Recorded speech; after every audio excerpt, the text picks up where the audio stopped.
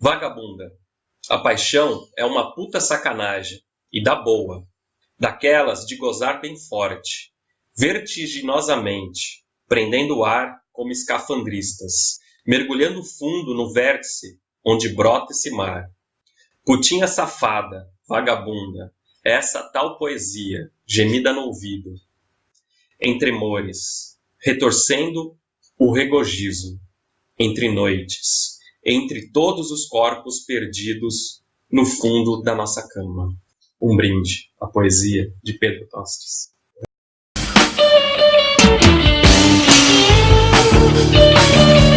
Bem-vindos à sala de leitura. Hoje tenho o prazer e a honra de receber Pedro Tostes. Pedro, um brinde à sua poesia. Um brinde a toda a poesia. E depois veio o Jardim Minado 2014, que foi outro momento de vida ali, no Jardim Minado. Então, o Jardim Minado já veio num outro contexto assim, de vida. Né? Eu tinha acabado de sair da poesia maloqueirista, né? Eu saí da poesia maloqueirista meados de final de 2011, por aí, 2012, né? Eu saí da poesia maloqueirista, eu tinha acabado de perder um emprego, né? Que eu trabalhei 5 anos na Livraria Cultura, eu tinha acabado de sair da Livraria Cultura, e aí, para piorar, minha mulher me deixou. Enfim, esse retorno de Saturno foi uma beleza. Pior ainda, Fabiano, que naquele momento da vida, eu já não escrevi um verso, já fazia uns 3 anos, 4 anos, eu estava no meio da minha crise criativa mais grave. Então, para piorar tudo, assim, sair do coletivo, sabe, sair do emprego, a mulher deixou, sabe, e eu não escrevo mais. Eu falei, que merda, que sobrou? Né? Até a musa abandonou a gente, né, naquele momento da vida. Né? E você meio entra nessa fissura, nesse desespero, né? Você fala, porra, e agora, o que eu sou, né? Porque a gente, na vida, a gente comete muito esse erro de se identificar com as coisas que a gente faz, né? A gente calca a nossa identidade a partir de coisas práticas da nossa vida. E aí eu entrei numa crise fodida, porque eu não tinha mais nada. Né? Não tinha sobrado nada de pé. Não era mais poeta, não era mais de coletivo, não era mais trabalhador, não era mais casado. Todas as minhas validações sociais tinham ido por água abaixo em 1 ano e meio. Saca? E eu tava ali sozinho, sem grana, sem amor, sem porra nenhuma. Fundo no poço, né? Aí eu falei, não, vou voltar a estudar. Eu peguei e fiz um curso de contos, comecei a tentar escrever meu livro de prosa para ver se eu conseguia virar prosador, né? E aí foi que, tipo, enquanto eu tentava escrever meu livro de prosa, começaram a ver os poemas todos. A moça virou e falou, tá bom, meu filho, você tá tão na merda, você tá tão na merda que eu vou voltar. E eu comecei a escrever os poemas do Jardim Minado, foi 2012 eu começo a escrever, né? Aí quando eu vi já tinha, né, bastante consistência, eu tinha um bocado de material, eu falei, não, vou sentar ali e escrevi. Então passei 2 anos, né, produzindo material para esse livro. 2013 também foi o livro que eu sentei, fiquei trabalhando em cima do livro. Quer dizer, 2012 eu nem trabalhei, eu escrevia por, né, vazão, para dar vazão, né, as coisas. E aí quando eu vi que chegou 2013, eu falei, não, dá para começar um livro. E aí eu passei 2013 inteiro trabalhando em cima do livro, revisando poemas, resgatando coisas que podiam combinar com aquele trabalho, né? Trazendo essas coisas para perto da minha literatura, voltando a fazer literatura. Esse livro poderia ter saído em 2013, mas como eu sou uma pessoa sem pressa, ele saiu em 2014, né? Foi quando já devia ser o que? Setembro, outubro, o livro estava pronto. Eu falei, em vez de me apressar, eu falei, chamei o Eduardo Lacerda, né? Falei, Edu, esse é meu livro, tenho aqui para apresentar. Ele falou, não, vamos lá, eu publico você pela Patuá. E em 2014 saiu o Jardim Minado pela Patuá, que eu acho até hoje o meu melhor livro, na minha opinião, do autor, né? Claro que ele só é o melhor livro até sair o próximo esse ano, né? Com certeza. Que pro autor não adianta produzir, eu penso assim, o melhor é sempre o mais recente. O melhor é sempre o novo, é sempre o que você tá na mão para vender, não tem jeito. É isso. Muita gente gosta bastante até do Descaminhar. Tem muitas pessoas que dizem até preferir o Descaminhar ao Jardim Minado. Eu acho normal, porque o Jardim Minado é um livro bem forte. É um livro que tem tensionamento muito forte interno, né? Tem bastante poema pesado, bastante coisa mais densa. Né? Então não é fácil, não é um poema, não é um livro tão fácil de agradar. E né? o que me chamou a atenção nesse livro, Pedro, é aquilo que eu já tinha falado, né? É o jogo musical, né? Você trabalha muito com a musicalidade. Sim, eu acho que isso é muito forte dentro da minha poesia, até pela minha história. Se a gente for ver, se a gente voltar lá atrás quando eu falo, para mim a poesia escrita e a poesia falada, elas praticamente caminham junto na minha história. Né? Quer dizer, eu lanço um livro com 15 anos, com 16 eu já estou no Saraus, entende? Então, o meu desenvolvimento literário, ele vem todo dos Saraus, ele vem todo da poesia falada. Da performance. Da performance, do falar o poema. Hoje, nem tanta performance no sentido que a gente pensa muito, associa a poesia performática a uma coisa mais, vamos dizer, mais espalhafatosa. Eu mesmo era bastante espalhafatoso com 20 e poucos anos, fazia, pulava no palco, dava pirueta, sabe? Mas com o tempo, naturalmente, a minha poesia se desenvolveu de uma forma que eu pensei que eu não queria ter que depender para fazer poema de pensá-lo apenas como cena, mas pensá-lo como poesia. E o caminho para isso foi justamente fazer uma poesia cada vez mais sonora, né? Então eu digo que eu escrevo de ouvido, né? O que é uma meia-verdade, naturalmente. Né? Naturalmente eu escrevo com os meus dedos e eu escrevo lendo, mas eu tenho sempre ali um ouvido, né, lendo para mim. Enquanto eu lendo, vem uma voz. Eu vou pensando aquilo ritmicamente, né? Então meio que eu escrevo de ouvido mesmo. Né? Não tem nenhum mistério, não tem nada a esconder nesse sentido. Eu sou um poeta extremamente sonoro, eu sou um poeta extremamente de poesia falada. E eu faço a minha poesia muitas vezes pensando nisso, pensando nela sendo falada. Claro que eu não me limito a isso. Tem poemas meus que são difíceis de recitar, né? Mas o meu processo criativo é muito associado à sonoridade, é muito associado ao ritmo, é muito associado a essas nuances, né? Então acaba sendo uma raiva. Eu vejo o poema que eu li do Descaminhar, um poema chamado Arritmia, né? Quer dizer, já é um poema falando de ritmos quebrados, né? Um poema explorando a questão do ritmo, se desafiando a criar novos ritmos, novas sonoridades, né? Então, eu acho que isso é um caminho também da poesia, né? E como da mesma forma também é engraçado que eu acho que o meu estilo de recitar poesia se moldou a minha poesia também. Da mesma forma que a minha poesia foi se transformando e amadurecendo, o meu estilo de recitação também se moldou àquele tipo de poesia que eu estava fazendo. As coisas se uniram. Então, exatamente. Para mim é uma coisa muito fodida. E às vezes as pessoas não conseguem, não sei se todo mundo consegue perceber, mas eu tenho um ritmo de fala muito peculiar, né, quando eu falo poema. Que eu friso muitos ritmos internos do poema. Então, eu nem sempre estou me preocupando com a melhor leitura, a melhor interpretação, sabe, a melhor performance, mas com falar aquilo dentro de um ritmo que realce a construção que eu construí no papel. Então, eu tento, de alguma forma, eu trabalho com poesia concreta, muitas vezes, uma diagramação mais livre. E como é que eu transformo isso, né, trago isso do papel para a fala? Né? São esses desafios que eu acabo me fazendo, me colocando, de falar um poema pensando em como ele também está disposto no papel. Como é que eu vou conseguir, na minha recitação, trazer o mesmo efeito que eu botei no papel? Né? E alguns, assim, até eu percebi e já tinha visto você ler em outros, e você traz o jogo de várias vozes, né? São dentro do mesmo poema, né?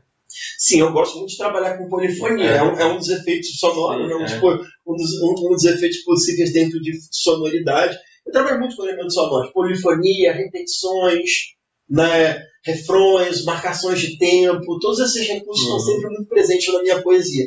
A polifonia é um dos que eu mais gosto, porque é um dos efeitos que me permite ter mais diversidade dentro de um poema, né, que me permite fazer mais caminho, ter mais liberdade, né? seguindo, colocando, construindo várias pequenas vozes que vão se entrelaçando e construindo um texto. Em vez de uma narrativa única, né, de uma grande narrativa, várias pequenas vozes que vão se compondo, criando um poema. Né? E eu acho que isso é uma forma, são as construções que a gente vai pondo, né?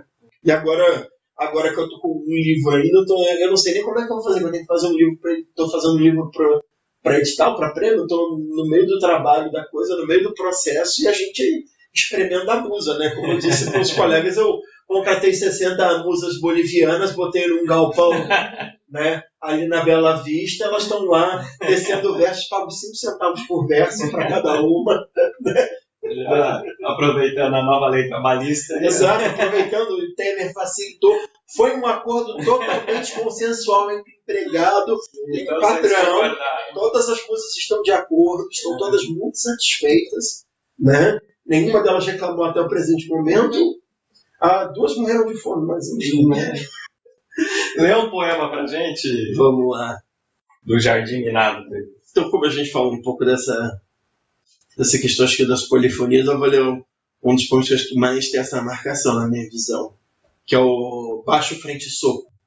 Né? Esse poema, assim, diga-se de passagem, fiz homenagem a uma figura muito importante da minha infância, que foi o Ryu, do Street Fighter. Né? E Baixo Frente Soco, naturalmente, para aqueles que estão acompanhando e não estão aqui no programa de literatura e não de videogame, então eu esclareço que Baixo Frente Soco é o comando para soltar o Hadouken. Mas isso no arcade, no arcade. No arcade, não no... Não, no arcade mesmo, exatamente, claro. Voltando lá nos anos 90, ali, 80, final de 80, início dos 90 ali, né? Claro, aquele movimentinho ali que a gente fazia com a mão esquerda, tentando com a mão direita. Mas para quem não sabe também o que é Hadouken, e não está afim de ir no Google pesquisar, Hadouken é uma bola de fogo que você solta, certo? Fiz esse esclarecimento aqui didático. O arcade também, né, cara? Aquele videogame tipo fliperama. Exatamente, o fliperama mesmo, o arcade lá clássico, né? Aliás, esse seria um puta nome de nome de poesia, né? Arcade, né? Tem um joguinho ali, arcade, né? Arcade e arcade, né? Tipo, é um puta nome de livro. Quem quiser roubar esse daí pode pegar, né? É só colocar nos créditos, da onde viu, né? Agora, Baixo Frente Soco. A existência é meu inteiro alfabeto, um risco secreto que só eu sei se vou me salvar. É mundo e é tudo o caos profundo que me inunda. No final, tudo dá certo. Se não deu certo, mete 2 Hadouken no peito, desce na voadora. Sempre dá certo.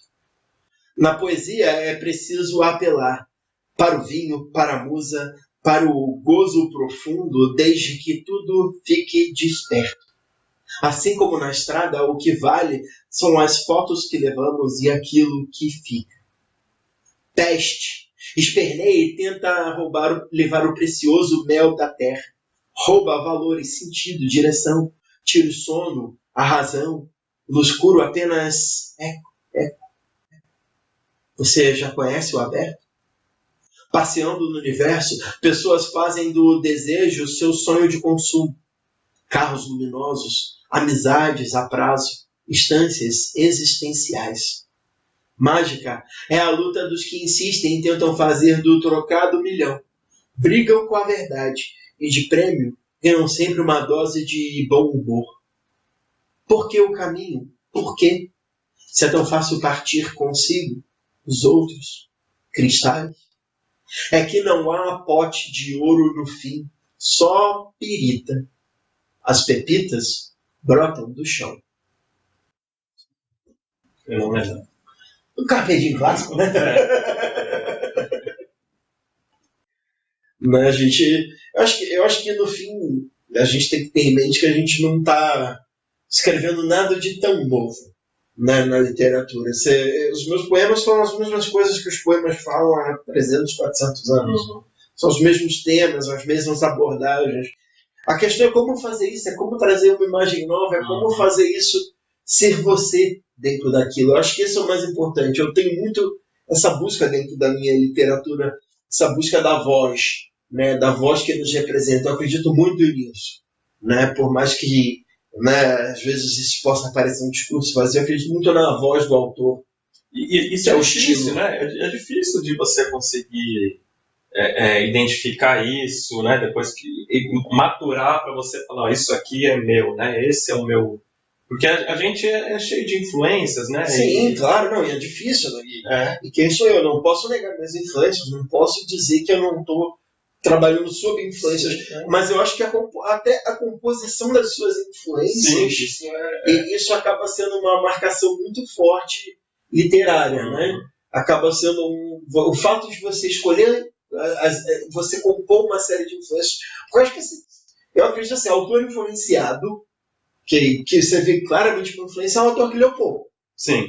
Né? Porque se você está muito marcado por um autor, é porque você não leu outro. Você tem diversidade de leitura. Você está precisando ler mais coisas. Eu não posso negar que no mínimo eu parecia muito lenístico, mas veja bem, eu tinha 22 anos, estava começando. Naquele tempo, molecada, não tinha esse monte de poesia que tem hoje em dia aí, sabe? Não tinha 500 traduções de poesia, não tinha milhões de livros de poesia contemporânea sendo vendidos nas livrarias, né? Nem acesso, né? Nem acesso, não tinha história, tinha essa coisa toda. A gente tateava no escuro, tá? Lá nos anos 90 a gente tinha que achar na livraria mesmo, se tivesse, aí só tinha aqueles clássicos, sabe? Se tivesse sorte, tinha um professor que indicava. Exatamente, se tivesse na faculdade de letras, um professor te indicasse umas leituras legais, não era o meu caso, né? Mas, enfim, a gente tateava. Então, naturalmente, aquele momento lenístico era muito forte ainda na minha como influência, mas também acredito que com o tempo foram surgindo outros autores, foram surgindo outras leituras, e eu fui compondo também já com o que eu já tinha, né? Porque mesmo no mínimo já havia um toque do lenístico, mas já havia uma personalidade, já havia algo meu original ali, algo da minha própria cepa, né?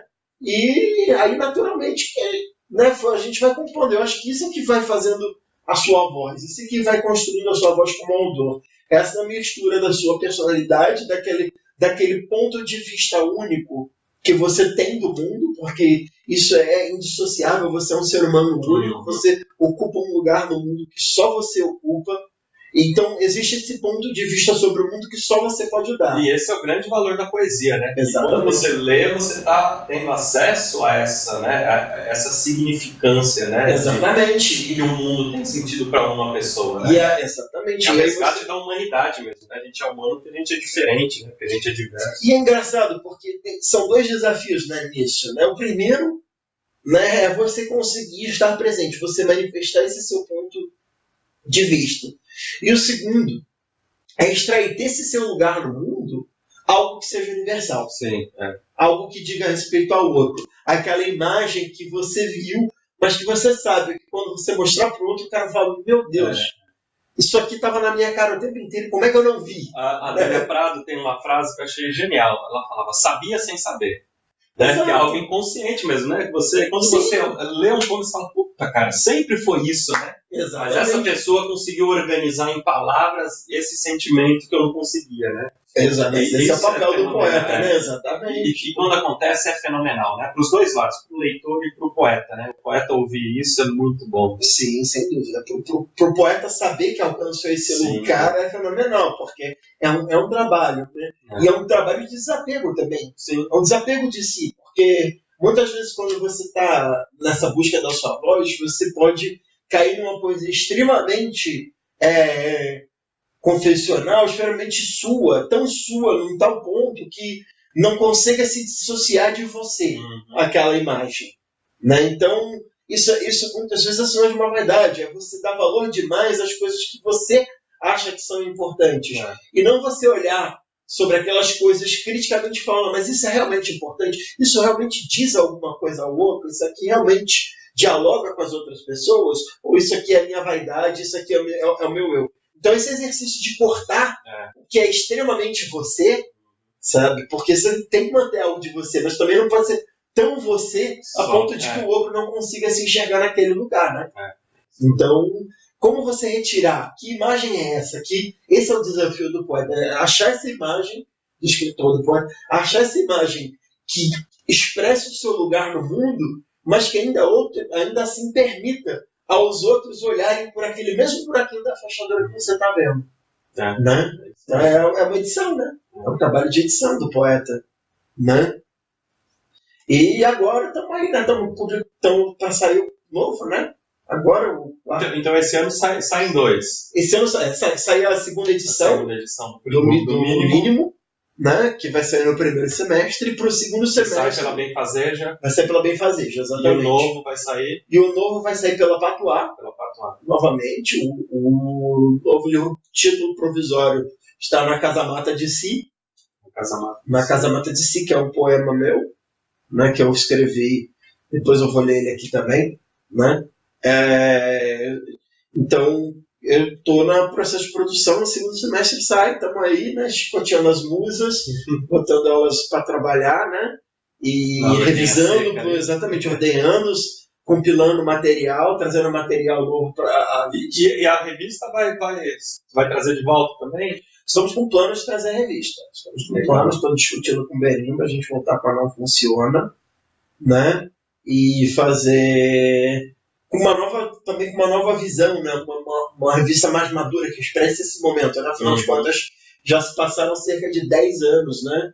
Passaram 10 anos desde a época que a gente publicou, quase, né? Foi 2009 que a gente publicou a última edição. Já são 9 anos, então, naturalmente, eu acho que o próprio cenário que a gente acompanhava amadureceu. Então, a ideia é fazer uma revista com mais pensamento, com mais espaço para a construção de uma crítica social periférica, de literatura de periferia, crítica social, crítica literária marginal, sabe? Então, trazer também um espaço para que essas literaturas de margem, essas literaturas divergentes, contra-literárias, periféricas, possam se refletir também, possam pensar sobre si e gerar um pensamento crítico que reflita realmente os seus anseios, reflita realmente as suas demandas, né? E não que seja uma visão colonizadora da academia sobre esse objeto. E material não falta, né? Material não falta. E hoje é engraçado, porque esse é um debate que cada vez tem surgido, cada vez mais forte dentro do meio da poesia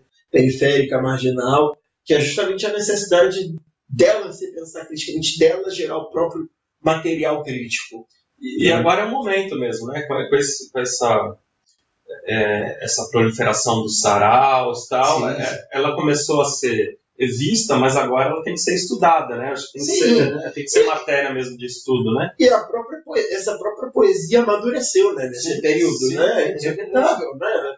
Se você for ver, o Copernico já está aí 15 anos também, 15, 16 anos, do 2002, sabe? Então, você vai pegar, e aí com todos os seus saraus que vieram, é natural. 10 anos atrás, esse movimento ainda estava começando a engatinhar. Hoje em dia, essas pessoas, algumas delas já estão aí há quase 20 anos, fazendo literatura, conquistando espaços, pensando na própria literatura.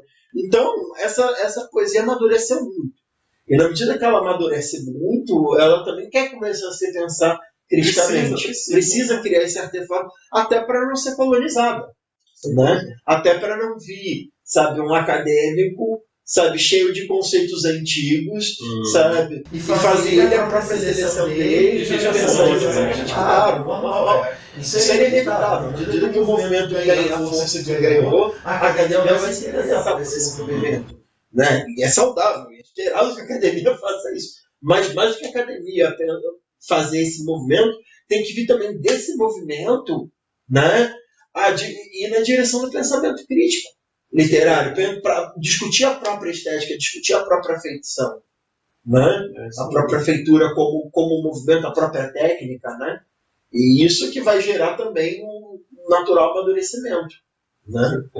E aproveitando aí o mercado, né, assim, as pequenas editoras ganhando espaço mercadológico, né? Sim.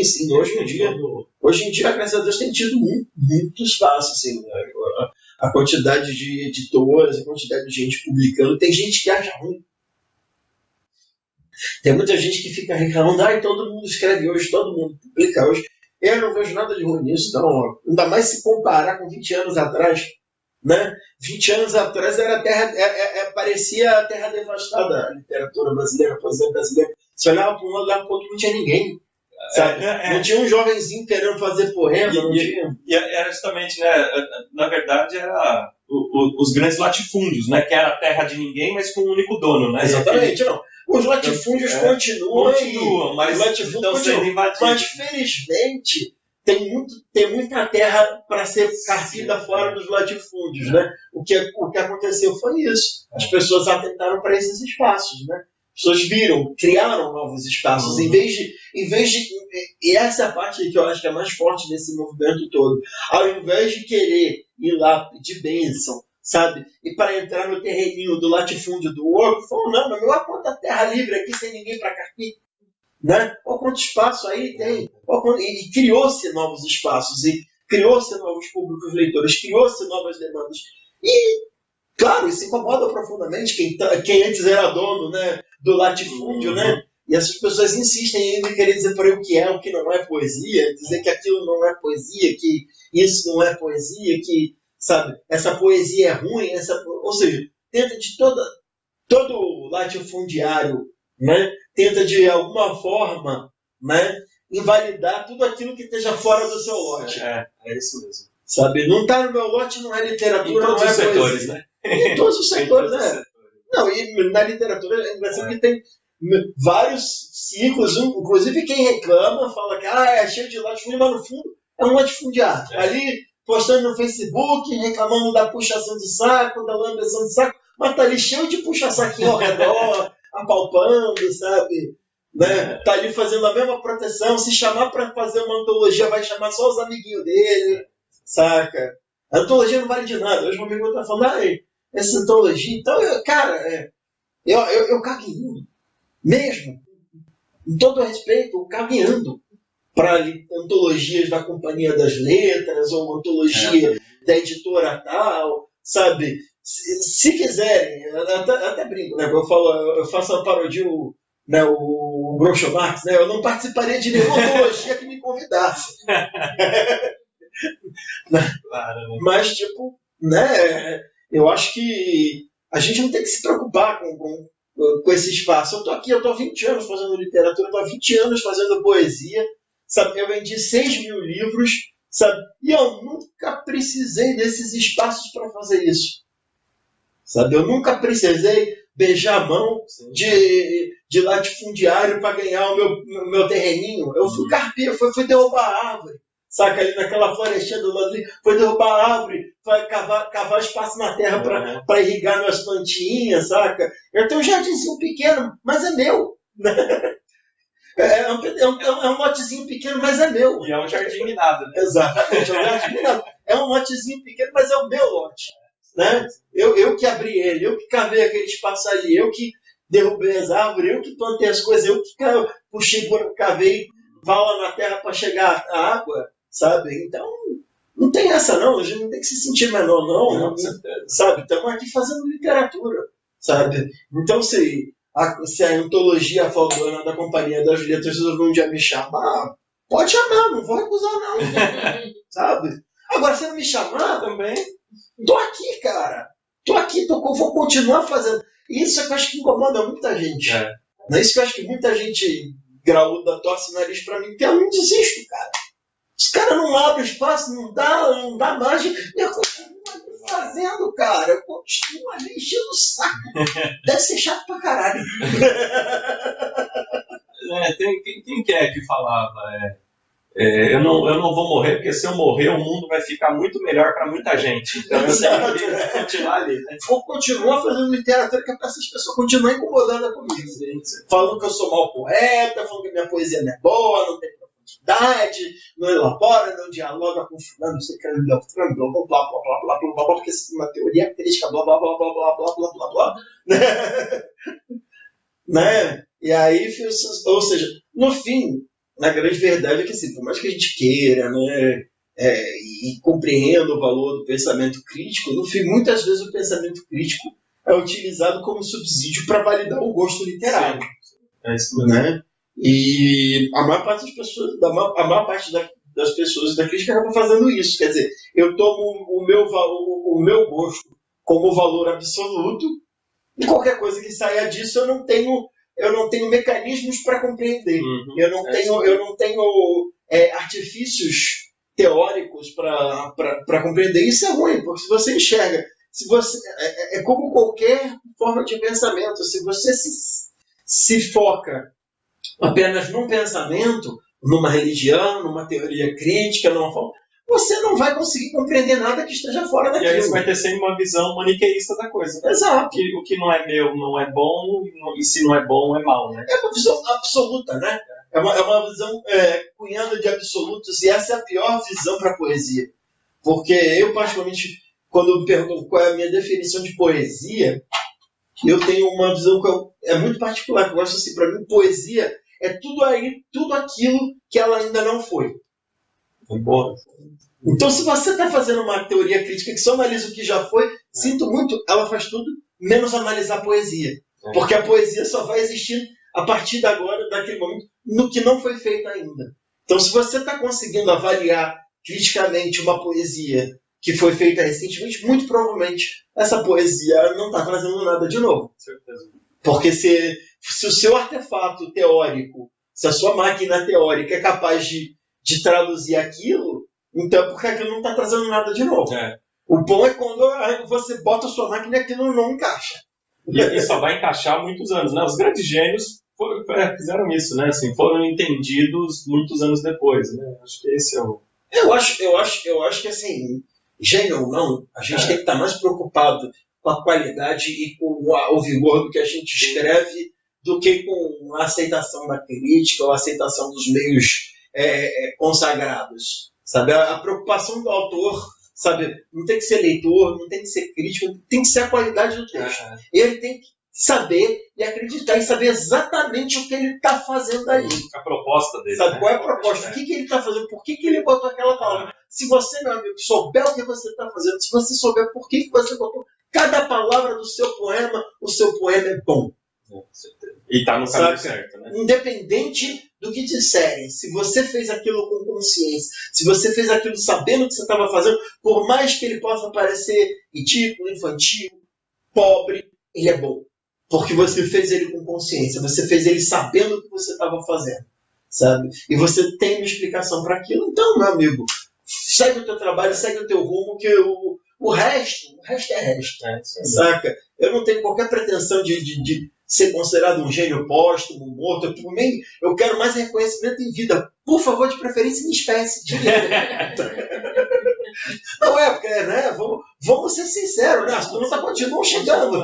Os boletos estão vindo. Os boletos continuam vindo, saca? Então, assim, se puderem me dar meu reconhecimento em vida e em espécie, eu agradeço. Agora, se não puder, se não der, eu vou continuar fazendo, porque não é por causa dele que eu estou fazendo. Eu não estou fazendo para ter reconhecimento. Estou fazendo literatura porque é o que eu sei fazer na vida. Sabe? É o que a vida me deu para fazer. Sabe? Não me calhou de ser outra coisa. Tentei, eu juro, eu tentei de todas as formas de fugir da poesia. Não deu. Saca? É ruim demais. Saca? Não tem jeito. Você tenta fugir da... Eu acho que vocação no fim é isso, né? Vocação é aquela coisa que não é mais uma alternativa para você. Né? Tipo, eu não faço literatura. Eu acho que ninguém faz poesia, literatura por escolha. Hoje em dia agora está um pouco na moda, talvez tenha uma galera que tenha escolhido. Mas, enfim, eu acho que ninguém entra nesse jogo aí e passa o perrengue e fica aí levando porrada na cabeça porque quer. Né? Mas aí tem aquele lance... Passa fome, não tem emprego, não tem problema, quer fazer isso. Que o Leminski falava, né? Fazer poesia de 16 anos é fácil. Quero ver fazer com 20, quero ver fazer com 24, com 28, com 32, com 40, com quero 60. ver insistir nisso, ficar ali fazendo. Eu acho que esse é o grande diferencial. Mas essa é a vocação, porque é quando você fala, não tem jeito, é isso que eu tenho que fazer, isso é o que me move, isso é o que faz a minha vida ter sentido. Né? E aí que você se constrói, aí que você descobre que você é poeta mesmo, né? Não tem jeito. Então, Pedro, gostaria de agradecer sua presença e, mais uma vez, um brinde à sua poesia. Eu que agradeço, Fabiana, aqui o convite. Agradeço a vocês que tiveram paciência de assistir um vídeo sobre literatura, tá? E é isso aí, um beijo para todos. Eu já estou aqui suado. A gente encerra. Beijo do gordo. E só lembrando aí, gostou do papo, gostou da poesia do Pedro, dá um curtir, compartilha o vídeo, ajuda a difundir. Curte, compartilha e se puder comprar o livro do poeta, ele agradece. E também do próximo livro, O Terror. O terror do Estado. O terror fardado.